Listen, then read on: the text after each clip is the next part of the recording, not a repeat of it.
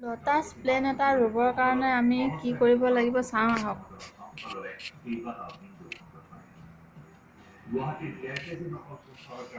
গুটিটো পানীত শিপা নোহোৱালৈকে আমি ডুবাব লাগিব।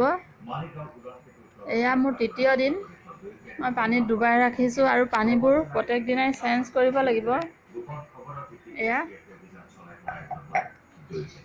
তৃতীয় দিনত মোৰ পাত ওলাইছে আৰু যেতিয়া মই গুটিৰ শিপা ওলাব,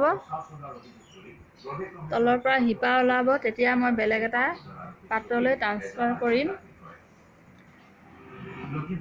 তাৰ আগতে গুটিটো আমি চিৰিজ কাগজত এনেকৈ ঘঁহি পাতল কৰিব লাগিব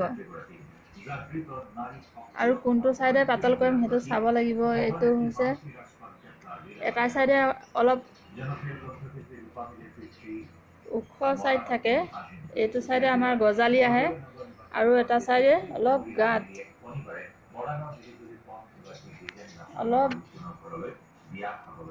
অলপ গাঁত।